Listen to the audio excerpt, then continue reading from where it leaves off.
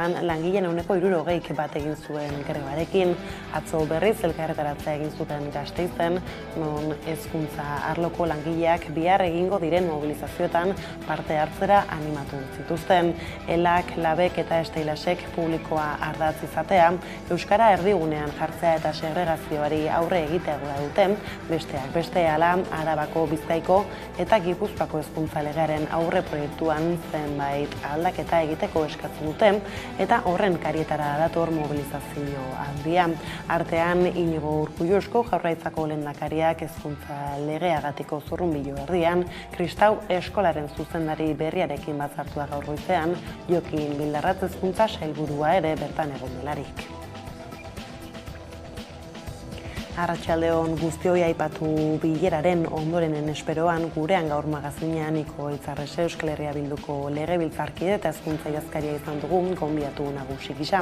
Bada Arresek halaxe iritzi dio bihar legearen aurka burutzekoak diren protestei adi. Euskal Herria Bildutik ere bat egiten dugula kritika horiekin eta bat egiten dugula sindikatuek modu orokor baten egin dituzten aldarrikapen horiekin, ez? Iruditzen zait, legitimoak direla, egiten dituzten aldarrikapen horiek, eta sindikatuek oraingo honetan greba aukeratu dute mobilizazio esparru gisa, eta guri erabat zilegi iruditzen zaigu hori. Dena den, iruditzen zait ere, eta guk ere ariketa hori egin dugu, ezta? Eta nahiko nahaztia dago giroa, eztabaida pilpilean dago, hezkuntza lehen lerroa hartu du, eta iruditzen zait, sosegua behar dugula, eta nolabaiteko brotxa lodi horretatik haratago, pintzel fina ere behar dugula, ezta? Bestaldetik irudia berritu dute gaur berriro Donostia ospitaleko atarian, zerbitzu buruek orain 11 egun hasi zuten protestak segida izan du, eta elkarretaratze bat egin dute Osakidetzaren kudeaketa auzitan jartzeko, eta bereziki berriki Donostialdeko esi erakunde sanitario integratuan hartu dituen hainbat erabakiren desadostasuna erakusteko. Bide batez Eusko Jaurlaritzako lehendakari Inigo Urkullu hizpide izan zuen atzo gaia ekitaldi batean, eta esan zuenez protestan dauden sendagileen aldarrikapenak ulertzen ditu eta konfiantza du gatazkak izango duen bideratze egokian. Iñaki Iriondo Garako kazetariak egin du gatazkaren analisia gurean. Ziko jefeak daude azarretuta euren arteko liskar batengatik, baina jente asko dago oso kezkatuta deitzen duelako ambulategira eta ez diotelako telefono hartzen, eta nik uste dut hor dagoela benetako krisia. Hau da bai, eliten arteko krisi bat, garrantzi handia du, ikusten da min egiten diola Jaurlaritzari, baina nik uste dut badagoela beste arazo bat Donostialdeako ezitik kanpo eta nagusiagoa dela eta orokorragoa dela. Obrak eta azpiegituraren inaugurazioa atzeratzen ari direnez, abiadura handiko trenarentzat aurreko hamarkadan egin ziren erabilera aurreikuspenak zaharkituta geratu dira, eta horiek eguneratzeko lana hartu dute Gorka Bueno, Andoni Kortazar eta David Oios, Euskal Herriko Unibertsitateko irakasle eta Ekopoleko kideek, funtsean baina ez dituzte askorik aldatu aurrez ziren hipotesiak. Euskal Herrikoaren erabilera datuak bidaiariena eta salgaiena apalak izango dira, eta ikertzaileen iritziz ez dute justifikatzen azpiegituraren errentagarritasun ekonomiko, sozial eta finantzarioa. AIREFen eta ETS-ren azken txostenak aipatuz, egileek gogorarazi dute eraikuntza proiektuaren 40% egin gabe dagoela, eta Bilboko eta Gasteizko geltokiak oraindik eraikitzeko daudela.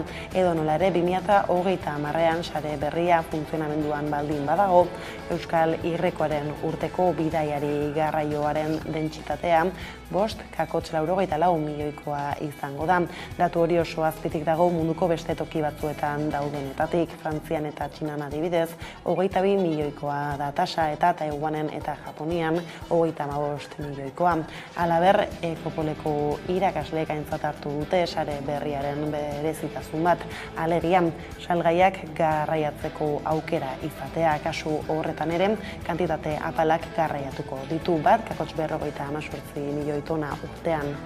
Honek esan nahi duena da 12 tren egunean, 60 astean, haien aburuz horrek 200 kamioi besterik ez duke aterako errepidetik eta aintzat hartzekotzat jo dute. Gaur egun 10.000 kamioi inguru pasatzen direla egunero Irundik. Astearte honetan biltzeko da Gipuzkoako hondakinen kontsortzioa eta Zubietako erraustegia kudeatzen duen hondakin enpresa taldari isuna jartzea aztertzeko. Argiak aurreratu duenez, iragan uztailean izan ziren argaitzergako isuriak direla eta zigortu nahi du kontsortzioak.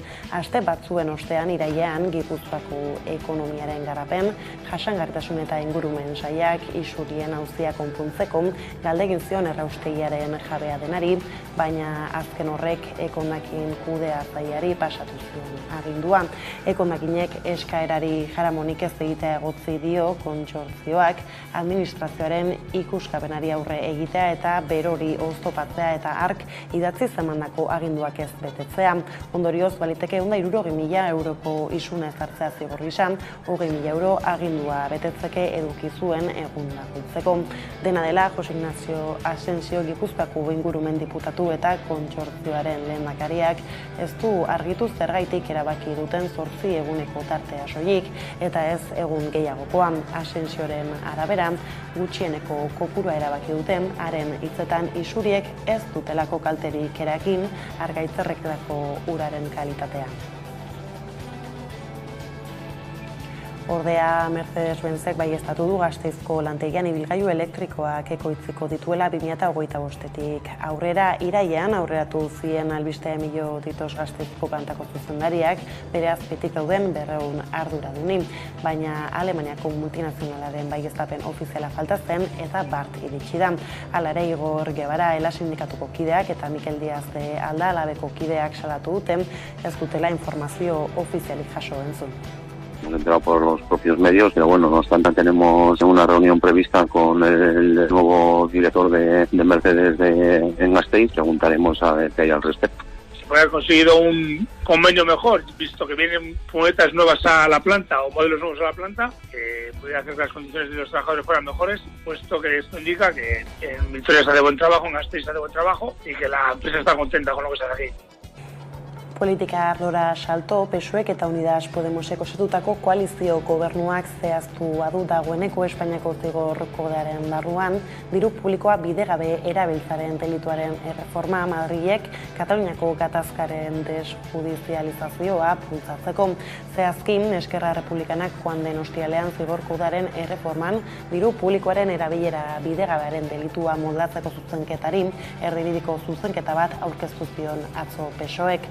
Horrela, delitu horregatik auzipetutako prozesu subiranistako buruzagiek gehienez 4 urteko espetxe zigorrari aurre egin beharko liokete eta 6 urteko zigorrari. Hori bai, Madrilek ukatu egin du zigor kodearen erreforma buruzagi independentistentzako berariaz eginda dagoela eta despenalizazioa dakarrela. Hala zehaztu du behintzat Espainiako gobernuko lurralde politikako ministro Isabel Rodríguezek. Nabarmendu duenez, PSOEk aurkeztutako erdibideko zuzenketak zigorgarri gisan hartzen ditu diru publikoa bidegabe erabiltzaren delitu mota guztiak eta beraz delitu gisa hartzen ditu. Bide horretan, ministroak baztertu egin du halaber, erreformak ustelkeriagatik zigortutakoentzako albo ondorio onuragarririk duenik.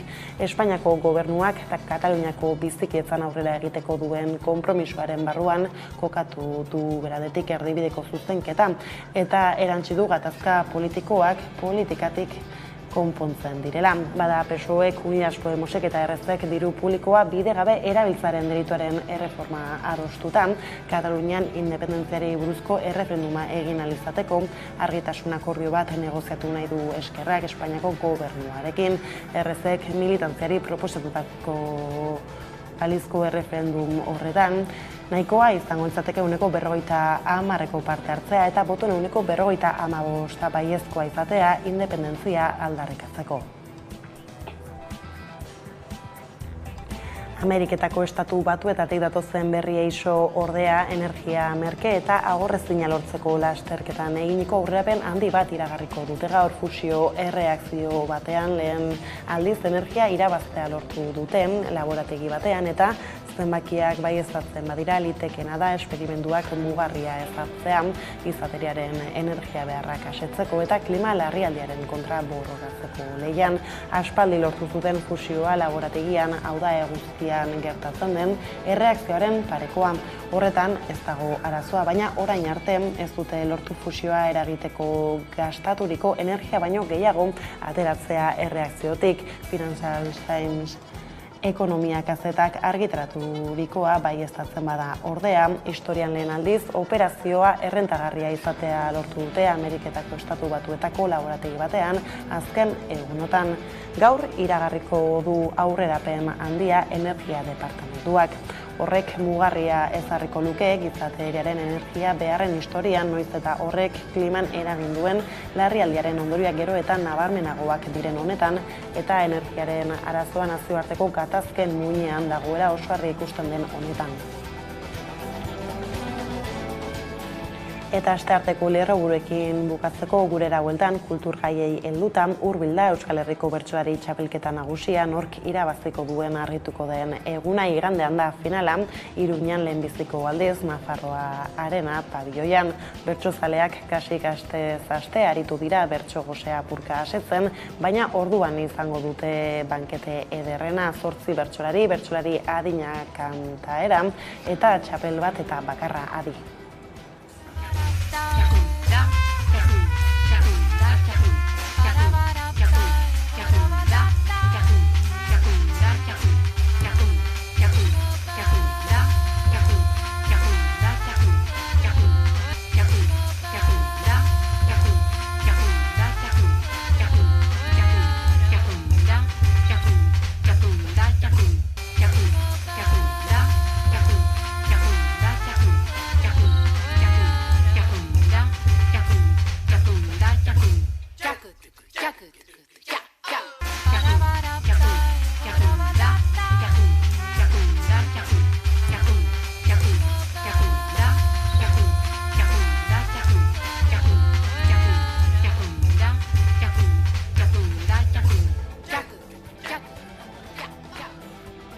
Honekin lerroburuak aipatuta iritsi da eguneko argazkari heltzeko unea hezkuntza legearen aurreproiektuarekin ados ez daudela erakusteko mobilizazio eta greba dinamika bat antolatua dute LALAB eta Estela sindikatuek biharko abenduaren 14 Aira Horretak azalduko digu zertan den gatazka. Eusko Jaurlaritzak aurkeztutako Araba, Bizkaia eta Gipuzkoako hezkuntza legearen aurreproiektua ez dute begionez ikusten LALAB eta Estela sindikatuek. Jaurlaritzak aurkeztu zuen hezkuntza lege aurreproiektuari ez esateko ordua dela uste dugu, eta abendu bukaeran bestelako testu bat aurkeztu aurretik, benetan langileontzat importanteak diren aldarrikapenak jasotzea da eskatzen duguna. Izan ere, salatzen dutenez, euren aldarrikapenak ez dira hezkuntza legearen aurre proiektuan jasotzen. Plazaratu ditugun aldarrikapenak eta modu zabal batean publiko ditugun horiek, jasotzea dokumentuan, baita ere ala ere gure sindikatu bakoitzak ere elegiteak egin dizkio eta ekarpenak egin dizkio prozesu guztian zehar, ez dira jaso hori litzateke gure helburua. Zirriborroak sistema duela betikotzen duela ohartarazten dute, eta uste dute gainera hezkuntza sailak ez duela urratzik egiten sindikatuek aldarrikatzen duten sare publiko bakar, euskaldun eta propioa lortzeko bidean. Nahiko genukena da, euskalduna izango den, buru jabea izango den, publikoa izango den, eta kurrikulum propioa izango duen, eta lan baldintza egokiak izango dituen, eta inklusiboa izango den hezkuntza sistema batez. Eta uste dugu, gaur egungo hezkuntza sistemak, hori guztia gainditzeko beharrezko izango lukeen lege batek norabide horretarako pausoak ezarri beharko lituzkeela, ez? Edo nola ere gogoratu dute 2021-etik daramatela aurre proiektuari ekarpenak egiten. Prozesu honen hasieratik guk eskaini zaizkigun marko guztietan egon gea eta egoteko presa gaude, baina ez dugute bestelako aukerarik eman greba egitea baino. Eskaera horiek edo aldarrikapen horiek ez direla aintzat hartzen ari fase desberdinetan, ez? Hala, sindikatuen eskaerak aintzat hartzea eskatzeko mobilizazio dinamika abiatu zuten. Momentuz baina ez da negoziazio biderik ireki Jaurlaritzarekin. 5 egun hauetan ez direla gurekin harremanetan jarri, ez da negoziazio biderik ireki. Lehenago ere ez, eta langileak eta langileen ordezkariak, ez dugu prozesu guzti honetan protagonismorik izan negoziatzeko, ez? Alderdi politikoen artean hezkuntza akordio bat egin zuten, parte hartu dugu bakoitzak bere posizioa azaltzen, baina ez da inolako negoziaziorik eman. Sindikatuek gainera ez dute baztertzen mobilizazio gehiago egitea. dena posible gu argi dago gure helburua eragitea dela. Ostera aipatu gule erreburuetan ere Osakidetzaren aferan zerbitzu buruek orain 11 egun hasi zuten protestak segida izan du eta elkarretaratzea egin dute Osakidetzaren kudeaketa auzitan jartzeko eta bereziki berriki Donostialdeko OESI erakunde sanitario integratuan hartu dituen hainbat erabakirekin desadostasuna erakusteko. Udan Arroek azalduko digu jarraian. Donostialdeko erakunde sanitarioan piztutako krisia ez da baretu. Zerbitzu buruek euren protesti eutsi diete. Goizeko lehen orduan elkarretaratzea egin dute Donostiako ospitale atarian Osakidetza kargugabetu dituen erietxeko arduradunak berriz hartu ditzatela eskatzeko. Itziar Perez Donostialdeko esiko kudeatzailea eta Idoia Gurrutxaga zuzendari medikoa dira kargugabetuak. Kargugabetze horien ondorio zuzendaritza eta lehia osoak dimisioa eman zuen eta abenduaren 2 ari dira Donostia ospitaleko atarian kontzentratzen, osasun sailaren elkarrizketarako deiaren zain. Bada Eusko Jaurlaritza elkarrizketarako prest agertu da. Inigo Urkullu lehendakaria gogorarazi du osasun saila eta Osakidetza plan estrategiko bat lantzen ari direla eta Donostialdeko esiko arduradunak arazoa konpontzen saiatzen ari direla. Ildo horretan lehendakariaren arabera Osakidetzak hazkunde krisia du eta horrek antolaketa aldaketak egitera behartzen du. Es posible que todos los hospitales cuenten con las mismas unidades hospitalarias o en un país de 2.100.000 habitantes hay que interpretar lo que es trabajar en red para garantizar a toda la ciudadanía los mejores cuidados, las mejores atenciones posibles. Krisi sanitario honen erdian bestalde Gotzone Sagardi osasun sailburua Eusko Legebiltzarran egon zen Osakidetzako euskara plana aurkezten astelehenean, baina Osakidetzan piztutako krisiaren inguruan etzen mintzatu. Hori ala oposizioak gogor egin zion. Tenemos que decirle como cuestión previa que hoy usted tenía que estar aquí dando explicaciones sobre la situación de crisis sin precedentes que tiene abierta en Osakidetza. Donostiako afera dela eta eskatu nahi dizuguna da batzorde honetara legebiltzarrera etortzea azalpenak ematea ahalik eta azkarren. Erreakzio horien aurren sailburua gogorarazi du horretarako agerraldi bat eskatua duela eta dagokionean emango dituela eman beharreko argibideak. Bien bitartean baina Donostialdeko esiko zerbitzu buruak Osakidetzako zuzendaritzaren zain daude, egoera bideratu eta konpondu ahal izateko. Osasun sailak ordea ez die erantzun elkarrizketarako eginiko deiei. Bitartean goizero bilduko dira ordu berean auzia konpondu arte. Bada Osakidetza aipatuta bada besterik, pazienten 20% kesan dute arreta euskaraz jaso nahi dutela Osakidetzan. Osakidetzako administrazio kontseiluak urte hasieran onetsi zuen euskararen erabilera normalizatzeko 3. plana eta atzo Gotzone Sagardi Eusko Jaurlaritzako osasun sailburuak dokumentuari buruzko xehetasunak eman zituen Eusko Legebiltzarrean. Azaldu zuenez, euskararen erabilera bermatzeko 3 esparrutan jarriko dute arreta. Osasun zerbitzuan lan eremuan eta hizkuntza kudeaketaren sisteman planak 2028 arte iraungo du eta Osakidetzako zerbitzu guztietan ezarriko da. Plan berriaren helburu nagusietako bat da herritar guztiek adieraztea zer hizkuntzatan jardun nahi duten harremanetan Osakidetzarekin. Osasun karpeta da tresnarik azkarrena harrera zein hizkuntzatan jaso nahi den erregistratzeko eta egun pazientien 70% baino gehiagok, hau da 1,6 milioi pertsonak daukate adierazita. Sagarduik emandako datuen arabera, herritar horietatik 20% dute zehaztua, arreta euskaraz jaso nahi dutela. Hala ere, planaren amaierarako lortu nahi da, erabiltzaile guztiek Osakidetzarekin lehentasunezko komunikazio hizkuntza erregistratuta izatea. Bestaldetik pentsioen erreformen eztabaida irekita bukatuko dute 2020 urtea Frantziako eta Espainiako gobernuek. Negoziazio betean daude Madril eta Parisko gobernuak, baina momentuz ez dute akordiorik lortu eta zaila egiten ari zaie sostenguak lortzea. Izan ere, erreformen helburu ofiziala da pentsio sistemak baby boomaren belaunaldiaren erretiroari egokitzea. Frantziak pentsioa jasotzeko adina atzeratuz lortu nahi du kontuak orekatzea, Espainiako gobernuak aldiz luzatu egin nahi du pentsioa kalkulatzeko kontuan hartu beharreko kotizazio urteen aldia aiara durreta. Pentsioen erreformen eztabaida irekita bukatuko dute 2022 urtea Frantziako eta Espainiako gobernuek. Negoziazio betean daude Madril eta Parisko gobernuak, baina momentuz ez dute akordiorik lortu, eta zaie egiten ari zaie sostengoak lortzea gainera. Erreformen helburu ofiziala da pentsio sistemak baby boomeren belaunaldiaren erretirori egokitzea. Eta nek ez ikusten dut, bi aste hauetan akordio batera iritzea daitekeenik. Macronen gobernuak erabaki du erreformaren aurkezpena atzeratzea, hala abenduaren 15ean aurkeztu beharrean urtarrilaren 15ean egingo du. Frantziakoak pentsioa jasotzeko adina atzeratuz lortu nahi du kontuak orekatzea. Hori egiten ez bada gobernuaren arabera pentsio sistemak 1.000 milioi euroko defizita pilatuko du. Sindikatuek aldiz diote sistema orekatzeko beste modu batzuk badaudela. Oposizioko bi talde handienak ere erabat aurka ditu. Hego Euskal Herrian berriz urtea bukatu aurretik osatuta egon beharko luke pentsioen erreformen bigarren zatia. Hala agindu baitzuen Europako batzordeak, alabaina epe hori ez dago guztiz itzita. Baldin eta negoziazioetan aurrera pausoak baldin badaude. Baina aurrereko urratzik egin gabe jarraitzen du. Sánchezen gobernuak luzatu egin nahi du pentsioa kalkulatzeko kontuan hartu beharreko kotizazio urteen aldia. Gizarte segurantzako ministroaren arabera, proposamenak mesede egiten die lanbizitzaren azken urteetan lanak galdutakoei edo lan ibilbide hautziagoak izan dutenei.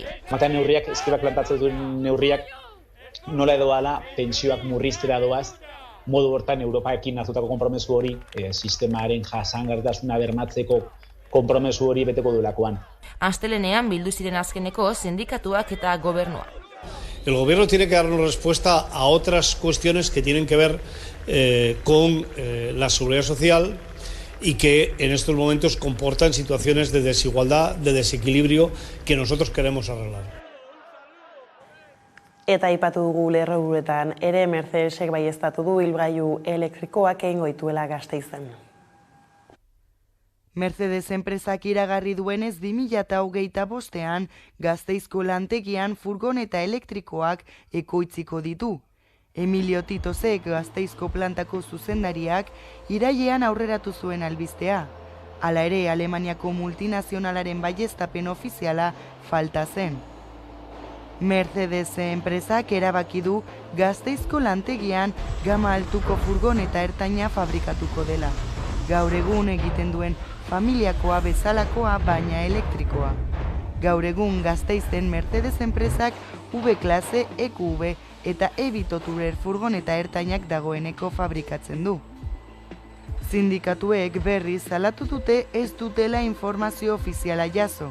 Izan ere aurreikusita dute bilera bat Bernd Krotmeier zuzendari berriarekin eta bertan argituko dituzte proiektu honen xehetasunak. Hemos enterado por los propios medios, pero bueno, no obstante tenemos una reunión prevista con el nuevo director de Mercedes en Gasteiz. Preguntaremos a ver qué hay al respecto. Se puede haber conseguido un convenio mejor, visto que vienen furgonetas nuevas a la planta o modelos nuevos a la planta, que pudiera hacer que las condiciones de los trabajadores fueran mejores, puesto que esto indica que en Vitoria se hace buen trabajo, en Gasteiz se hace buen trabajo y que la empresa está contenta con lo que se hace aquí. Era berean astelehen honetan Mercedesek iragarri du Polonian planta berria irekiko duela. Bertan furgoneta handiak ekoitziko dituzte, elektrikoak baita ere.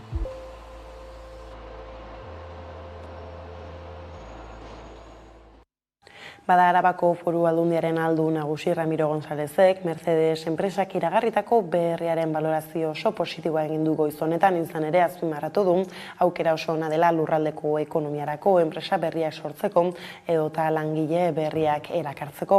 Horrekin batera balioan jarri du erronka nagusia dela aukera hau aprobetxatzea Arabako autogintza sustatzeko eta hazteko.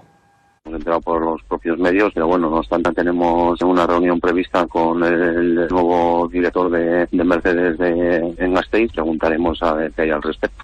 Se puede haber conseguido un convenio mejor, visto que viene... Ramiro Gonzalezen kortea berreskuratu artean aurrera jarraituko dugu. Izan ere, urtarriaren 7 deitutako manifestazioaren atarian, sare herritarrak gabonetan ere mobilizatzeko deia egin du.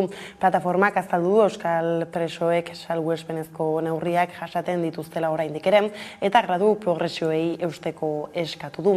Abenduaren 24an manifestazio bat egingo dute Gasteizen, eta abenduaren 31an mobilizazio bana abiatuko dute Basauriko eta Martuteneko espetxeetatik. Asteburu berean manifestazio eta elkarretaratzeak egingo dituzte Nafarrako zenbait herritan ere. Sareren esanetan egun 10 preso inguruk betetzen dituzte 3. graduan edo baldintzapean aske egoteko baldintzak, baina egoera bestelakoa da.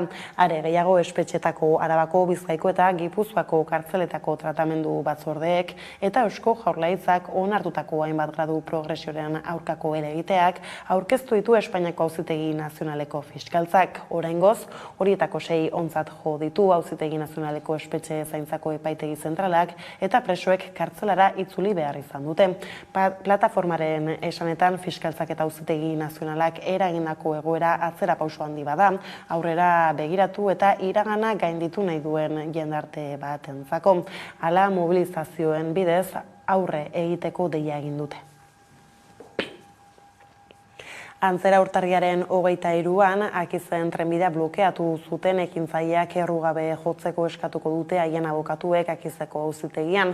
Ostegunean izango dute epaiketa 9 bakegileek eta 5 urtetik gorako kartzela zigorra eta isunak arriskatzen dituzte. Trenbidera baimenik gabe sartzea, trenen zirkulazio oztopatzea eta taldean egindako lapurreta leporatzen dizkiete. Ekintzaura premiazko egoerak justifikatzen duela alegatuko dute abokatuek. Desobedientziara deitu zuten uztailaren 23ko bakegileek Ipar Euskal Herriko errepide sarea blokeatu zuten, Jakes Esnal eta Jon Parot euskal presoak baldintzapean aske utz zitzatela eskatu eta Frantziako gobernuak gatazkaren konponbide prozesuan urratsak egitera bultzatzeko. Bada osteguneko ez gain beste 11 epaituko dituzte otsailaren 2an autobidea blokeatzeagatik.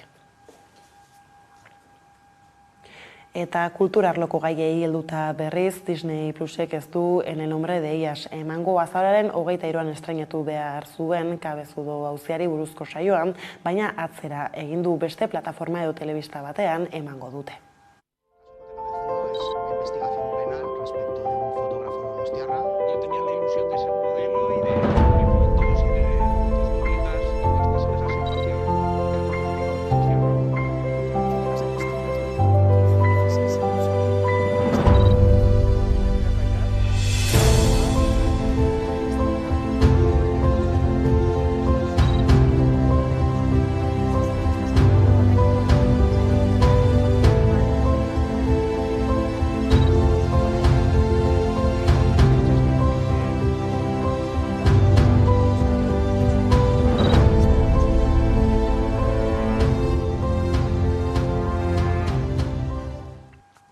Kontrara festei helduko diegu albistegiarekin bukatu aurretik, Urretxu eta Zumarragako Santa Lutzi feria indartsu itzuli da.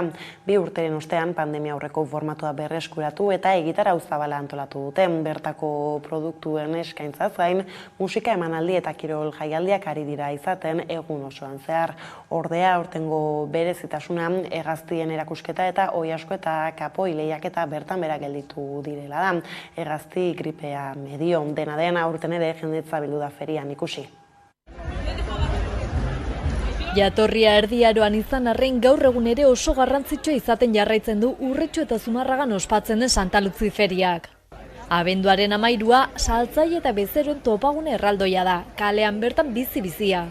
Feriaguneak ere ballotzen ditu 2 herriak, ugaritasuna eta kalitatea dira feria honen ezaugarri berezienak. Era guztietako produktuak aurki daitezke eta milaka bisitari hurbiltzen dira urtero Urretxu eta Zumarragara, baita urten ere, Gabon jaien iragarlea den feriaz gozatzera.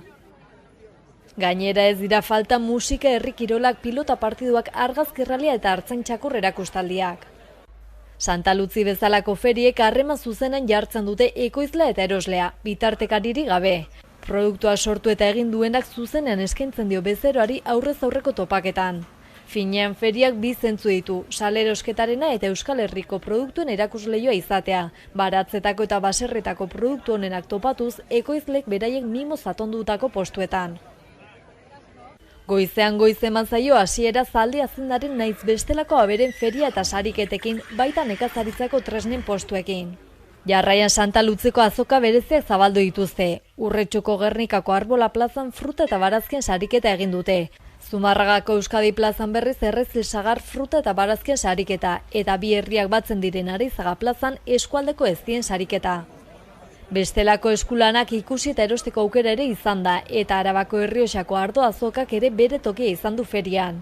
Baina azokaren inguruan beste hainbat kultur eta kirol ekintza antolatu dituzte egitaraua ezin borobiagoa osatuz. Aurten izan ez dena Oiasko eta Kapoie sariketa da, hegaztien gripea dela eta bertan bero geratu delako.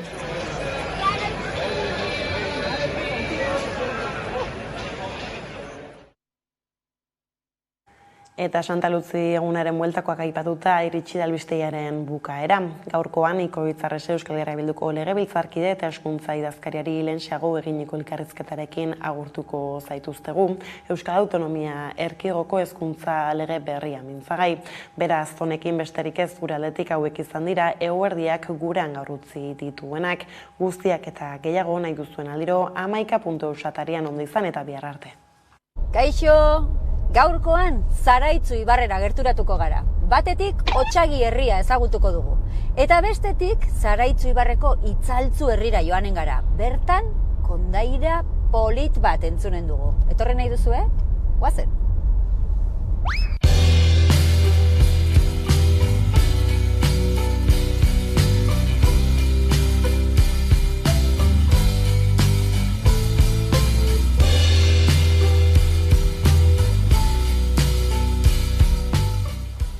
Joseba, Otsagiko plazan. Apa, hemen gaude, ezta? Hoi da. Non gaude? Otsagiko plazan, bai, baina zergatik bildu gara hemen? Dantzariak hemen dantzatzen dutela, edo egiten dutela bere... Dutela edo duzuela? Bueno, hori. Dugula egiten. Kasu estaliko duzu erretako Izaskun eta olatz eta Izaskun. Otsagabean gaude? Otsagabeiko biztanleak biak. Zu ja baitare. Zarauztarra, baina hemen Otsagabin bizi zarena, ezta?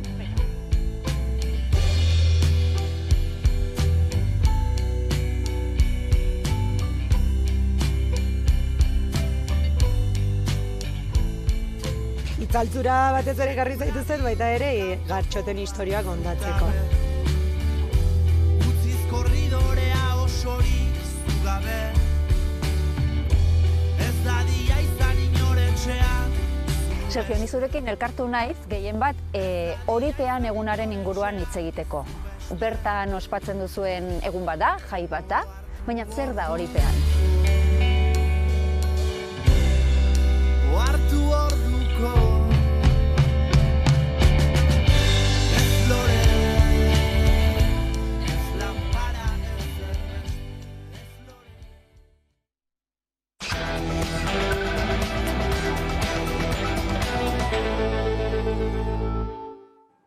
Egunero legez, eguneko elkarrizketari atea irekiko diogu, horretarako gaurkoan gurean dugu Ikoitz Arrese, Euskal Herria Bilduren legebiltzarkidea, hezkuntza idazkaria ere, eguerdion. Eguerdion. Hezkuntzaz arituko gara, ordu erdi honetan zeharen zuzen ere biharko deituta dute labek eta estilazek mobilizazioa, hezkuntza legearen zirriborroaren aurka. Ulertzen dituzu egiten ari diren kritikak? Bai, nik uste dut ulerkorrak direla sindikatuek maigaineratu dituzten kritikak eta maigaineratu dituzten ekarpenak eta, samarra dukagu Euskal Herria Bildutik ere bat egiten dugula kritika horiekin eta bat egiten dugula sindikatuek modu orokor baten egin dituzten aldarrikapen horiekin, ez? Iruditzen zait, legitimoak direla egiten dituzten aldarrikapen horiek eta, sindikatuek oraingo honetan greba aukeratu dute mobilizazio esparru gisa eta guri erabat zilegi iruditzen zaigu hori. Dena den, iruditzen zait ere, eta guk ere ariketa hori egin dugu, ezta? Eta nahiko nahaztia dago giroa, eztabaida pilpilean dago, hezkuntza lehen lerroa hartu du, eta iruditzen zait, sosegua behar dugula, eta nolabaiteko brotxa lodi horretatik aratago, pintzel fina ere behar dugula, ezta?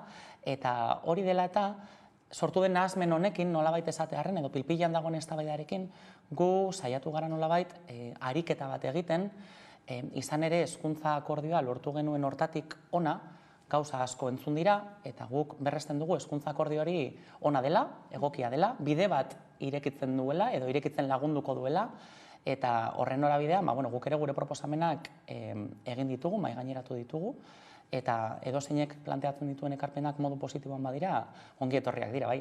Baina egiten diren kritiken artean, esaten da ez, hezkuntza itun horretan lortu zena ez dagoela islatuta zirriborroan, hori horrela da? Bai, guk ere irakurketa antzekoa egiten dugu, ezta? Gure ustez, zehaztapen handiko akordio bat lortu genuen hezkuntza akordioan, iragan ikasturtean apirilaren 7 hortan, eta kaleratu den lehenengo zirriborra hau, legearen aurreproiektu hau, gure ustez, lausotu ditu helburu guzti horiek, hezkuntza akordioak zituen gako nagusiak edo gai nuklearrak lausotu dira lehenengo zirriborra horretan, eta guk ere publikoki hala adierazi dugu, bai legebiltzarrean eta baita legebiltzarretik kanpo ere, eta gure kexa hori ere helarazi diogu hezkuntza sailari berari. Iruditzen zaigulako eta apur bat hartuta duela aste batzuk Save the Childrenek egin zuen jardunaldi baten komentatu zutena, guri iruditzen zaigu hezkuntza lege proiektu honek izan behar duela hezkuntza akordioa beste zehaztasun maila izan behar da hezkuntza akordio horrek zeukanaren tamainakoa, eta iruditzen zaigu kaleratu den lehenengo zirriborro honetan bintzat, esan bezala hutsune nabari batzuk badaudela, baina denbora daukagu ere hutsune guzti horiek zuzentzeko. Aurkezten den zirriborroa aztertuta sindikatuek diote, ezta, egungo hezkuntza eredu duala betikotuko lukeela zirriborroa bere horretan. Hala da hori ere?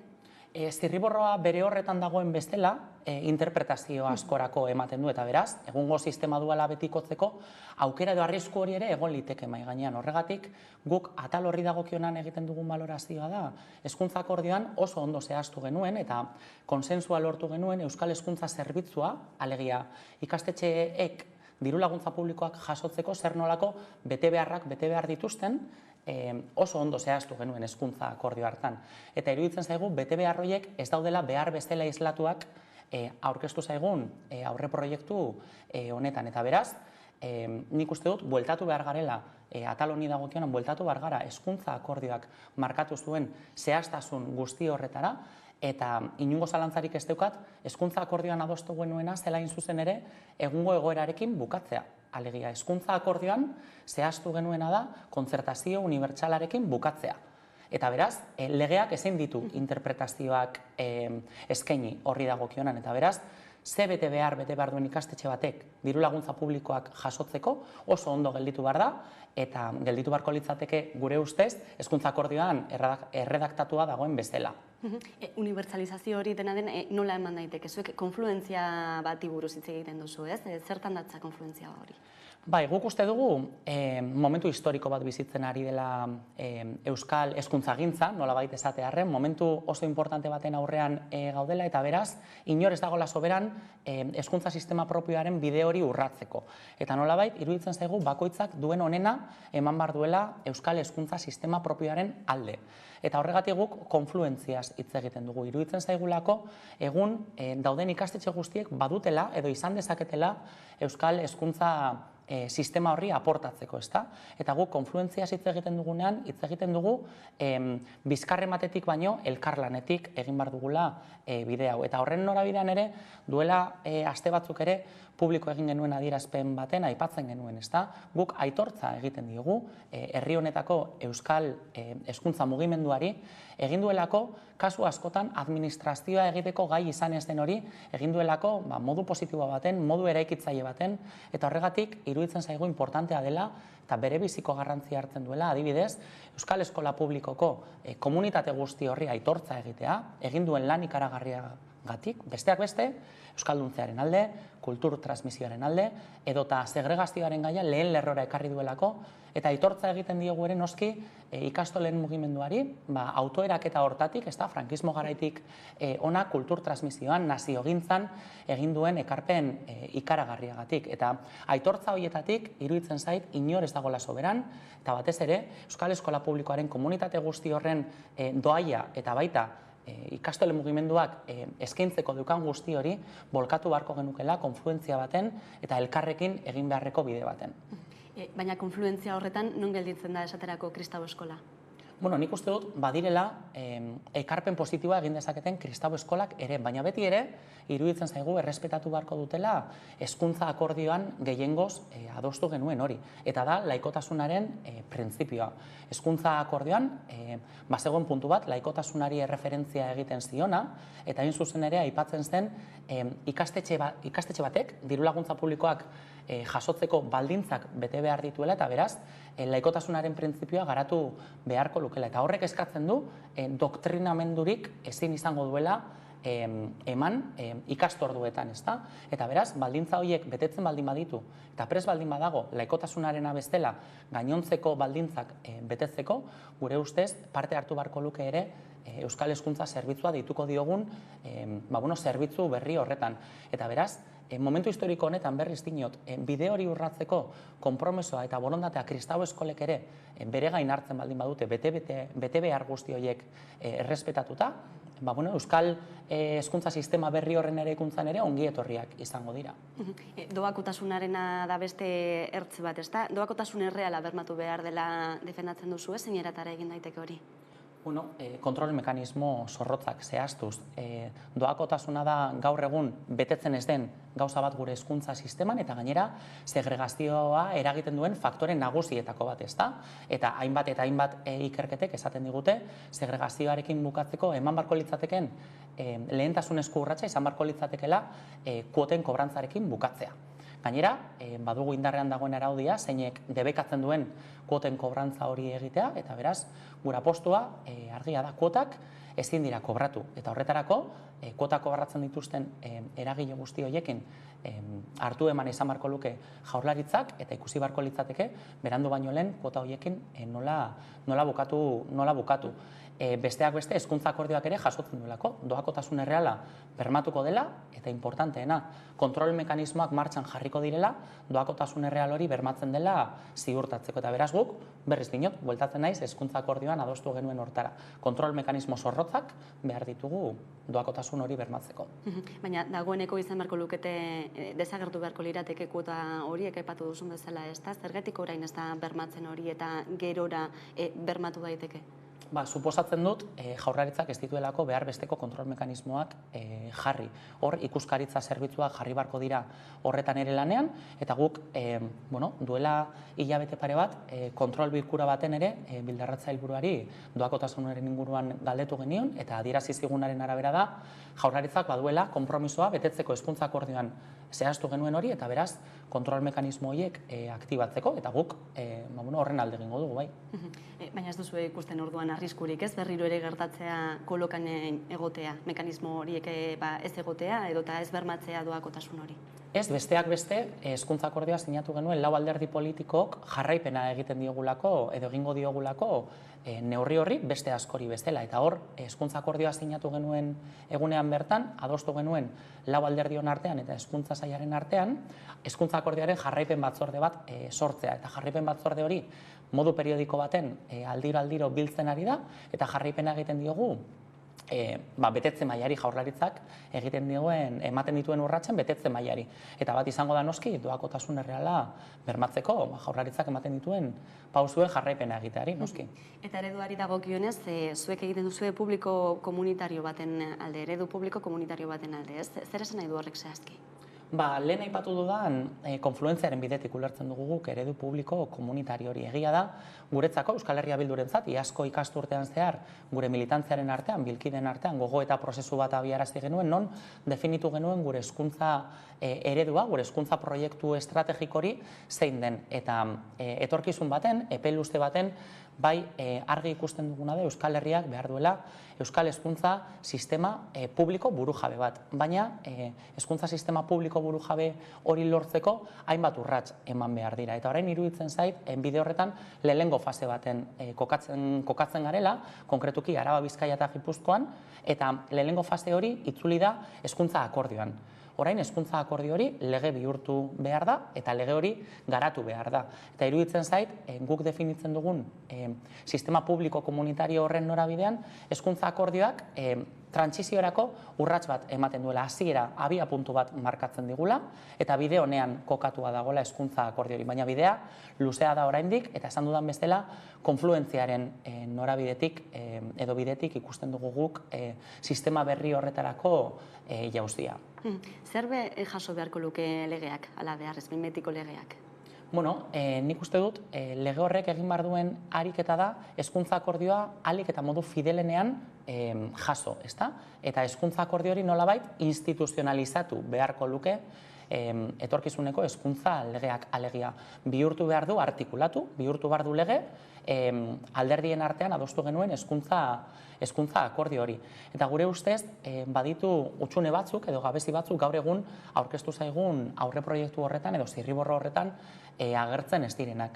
Aipatu duan bezala, hoien artean esanguratsuena guretza da, Euskal Hezkuntza Zerbitzua akordioan definitu genuen hori, ez dagoela behar bezala definitua. Eta esan dudan bezala, ikastetxeek zer nolako baldintzak, zer nolako bete behar dituzten laguntza publikoak jasotzeko, hori legean ere ahalik eta zehatzenen definitu behar da.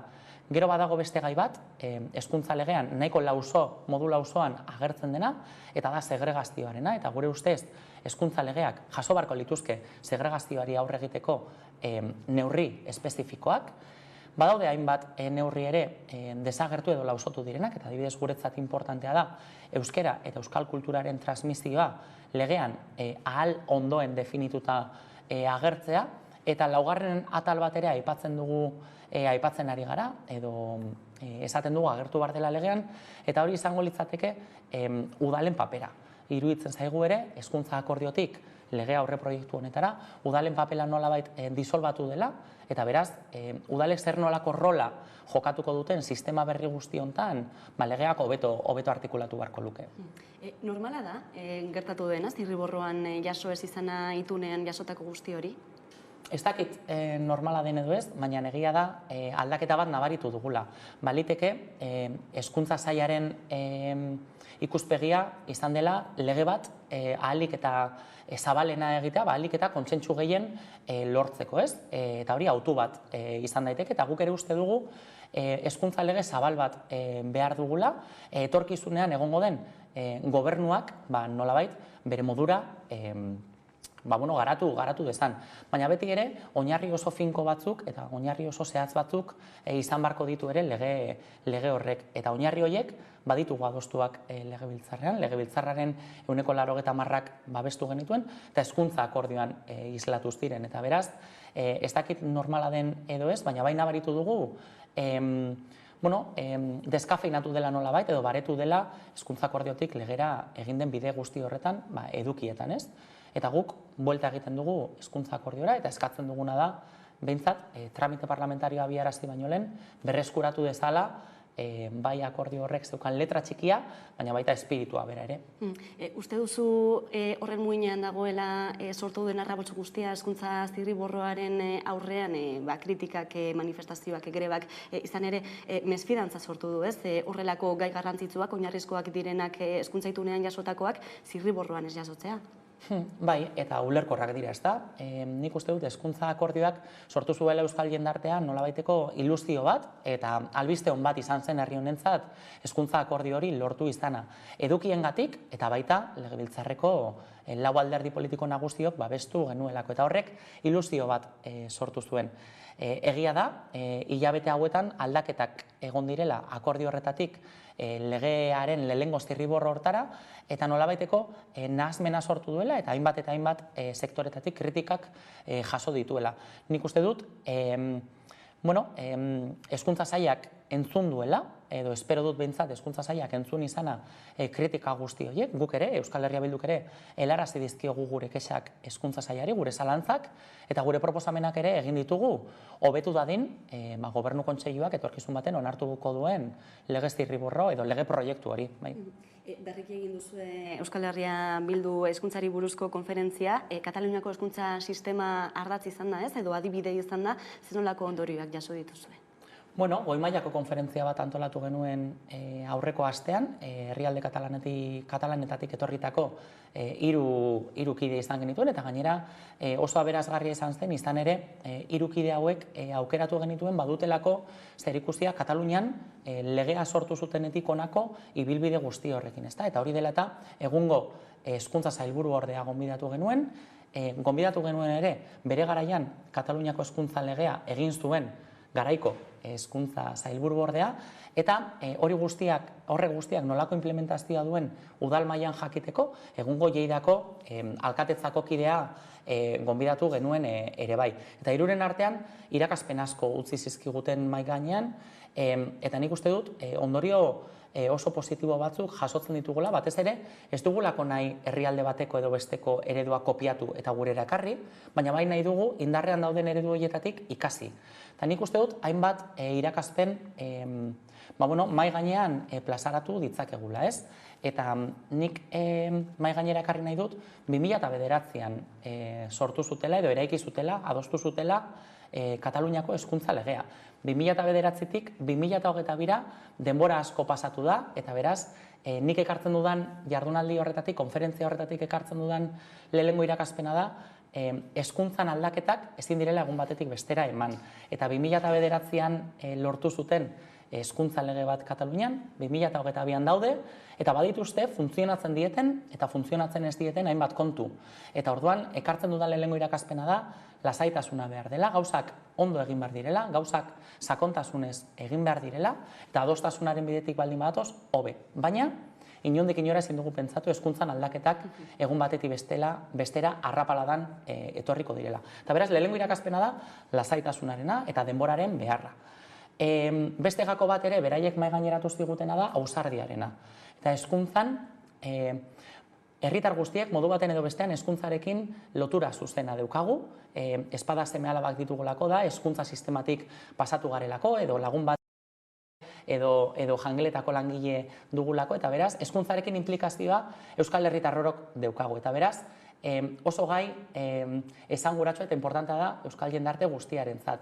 Eta katalanek ere, aipatu zigutena da, benetan kontsentsuak lortzea ze importantea den, neurri tinkoak hartu behar direla, eta batzutan hartzen diren neurri horiek ez direla mundu guztiaren gustokoak. Baina, benetan seriotasunez hartzen baldin badira, ez dugula beldurrik izan behar, gauzak txartu egin, aitortu, eta beste modu baten, modu hobeago baten diseinatzera, egitera, eta abar.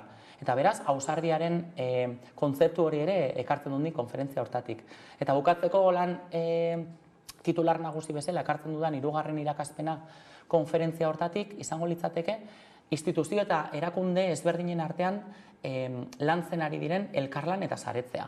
Eta hor, hezkuntza kontseilaritzak, hezkuntza departamentuak funtsezko papel bat betetzen du, lidergo papel bat betetzen du, baina Katalunian guk hemen bultzatu nahi dugun bezala funtsezko papera jokatzen dute udalek eta maila lokaleko instituzio guzti horiek.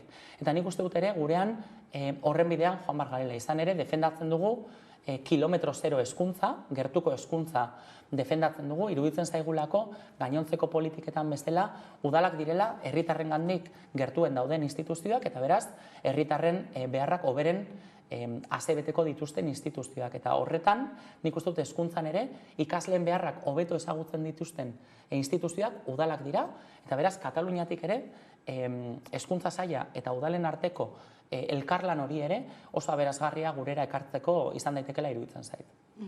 Kataluniako hezkuntza sistemak ere badu integratua hizkuntzaren auzian murgiltze eredua, ezta? Gurean ere hori posible izango da? Bueno, nik uste dut posible izatea baino dela, hemendik egiten dugun irakurketa ahalik eta zintzoena egitea eta ahalik eta objektiboena egitea, ezta? Katalanei funtzionatu die, katalanezko murgiltze eredua, hala esan ziguten, eta hala da, ehuneko oso handi batek, ehuneko 80tik gora babesten du Katalunian beraien murgiltze eredu hori, eta gainera kohesio sozialerako, aukera berdintasunerako eta inklusiorako eredu hori dute ardaztuta hezkuntza sistema eta blaitu egiten du hezkuntza sistema guztia. Nik uste dut hemen badagola beste kontsentsu orokortu bat, eta hezkuntza akordioak ere hori horrela jasotzen zuen, eta da, jauzi bat eman behar dugula euskalduntzean. Eta nik uste dut argi gelditu dela, eta euskalgintzak eta hezkuntza komunitateak ere hala adierazi digu azken hamarkadan, indarren dauden A, B eta D ereduek ez dute behar besteko euskalduntzea bermatzen. Eta beraz, jauzi bat eman behar dugu bestelako eredu baten norabidean. Horrek zer nolako itzulpena du? Hezkuntza akordioak itzulpen zehatz bat egin du horrena, eta ikaste eredu orokortu baten inguruan hitz egiten genuen. Eta hezkuntza akordio horrek ere zehazten zuen guretzako funtsezkoa zen gauza bat. Eta da, zer nolako hizkuntz gaitasuna lortu behar duen ikasle orok, berdin du ze ikastetxetan egon, zer nolako hizkuntz gaitasuna lortu behar duen derrigorrezko hezkuntza bukatzean, DBH laugarren maila bukatzean. Eta hori B2 izan zen, Europako markoak agintzen duen B2 maila izan zen hori. Eta horretaz gain, helburu hori zehazteaz gain, aipatzen genuen hezkuntza akordioan ere, ikastetxe orok definitu beharko duela hizkuntz proiektu bat, hizkuntz proiektu hori gainera egon beharko da bere inguruko egoera soziolinguistikoari egokitua, eta horren arabera hezkuntza sailak bitartekoak eskaini beharko dizkio eta lagundu beharko du bide horretan ikastetxe bat edo beste. Eta azken finean definitu genuen filosofia da, katalanek duten filosofia, eta da, etxetik euskera gutxien dakarren horri, euskera gehiago eskaintzea eskolaldian ikastetxeetan. Eta guk horren alde egingo dugu. Euskal kurrikulumaz ere badakezka, ez da zergatik ez da hitz egiten ari kurrikulumari buruz?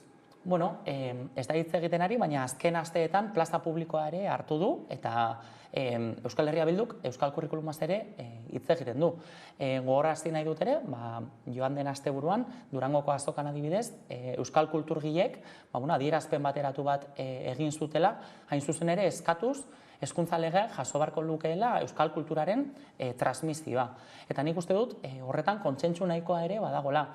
Hezkuntza legeak inork ez du zalantzetan jartzen, edo gutxik bakarrik jartzen dute zalantzetan, euskal kultur transmisioa legez bermatu behar duela. Eta nik uste dut horren alde ere adostasun politiko berriak lortzeko borondatea badagola eta aukera errealak ere badaudela. Eta ez dugu ahaztu behar, kurrikulumari dagokionean, zoritxarrez, oraindik ere, Espainiar estatuaren menpeko herri bat garela, eta beraz, gure kurrikulumaren, momentu honetan, gure kurrikulumaren erdia, Madrilek duen lege organiko batek zehazten duela. Eta orduan, herri zapaldua garen enean, indarrak batzea bere biziko garrantzia deuka momentu honetan, eta adibidez, kultur eragile ezberdinek eta kulturgintzak egin duen ekarpenan, ikuste dut oso modu positiboan irakurri behar dugula, eta legindu behar garela kontsentsu politiko berriak lortzen, legeak bermatu dezan euskal kultur transmisio hori. Adostasun zabalez hitz egiten duzunean, ez duzu arriskurik ikusten agian alderdi politikoren batek izatea pisu gehiago besteek baino? Nik uste dut, eztabaida politiko desente eman genituela hezkuntza akordio hori lortu genuenean, hezkuntza akordio hori lortu genuenean, zehaztu genuen adibidez, euskarak eta euskal kulturak gure hezkuntza sisteman izan behar duten rola eta jokatu behar duten papera, eta izan behar duen pisua. Eta nik uste dut, alderdi batek edo bestek bestelako maniobrarik egiten baldin badu, hori aldatzeko, azaldu beharko du zer dela eta bestelakorik, bestelako alderdirik, bestelako erabakirik hartzen baldin badute, ikusi beharko dugu norarte egiten dioten uko hezkuntza akordioari edo ez.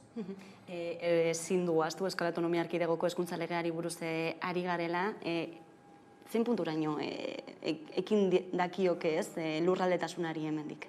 Guk uste dugu hemendik ere bide bat ireki dezakegula lurraldetasunaren afera, Euskal Herri osoa aintzat hartzen duen behintzat aipamenak egon daitezen legean. Gu kontziente gara, gaur egun, gauden momentu honetan, 2022-2023 garren urtean, hau Araba, Bizkaia eta Gipuzkoarako hezkuntza legea izango dela. Eta guri iruditzen zaigu, urratsak eman behar ditugula, eta lege honek ere urratsak eman behar dituela, Euskal Herri osorako hezkuntza lege bati bidea egiteko. Badakigu, momentu honetan, zer nolako indar harremanak ditugun legebiltzarrean, eta badakigu, zaila izango dela, modu batean edo bestean, erabateko adostasuna lortzea honen inguruan, baina guk uste dugu, ezin diogula atea itxi edo behintzat lege honek ezin dizkiola mugak jarri hezkuntza sistema propio baten eraikuntzan batzuk, alderdi batzuk dugun ambizio horri. Eta beraz, Euskal Herria bera gure ustez agertu beharko litzateke legean aipatua, eta gainera, bai Euskal Herriko instituzio ezberdinen arteko elkarlanari bide eman beharko lioke, edota sikiera eman beharko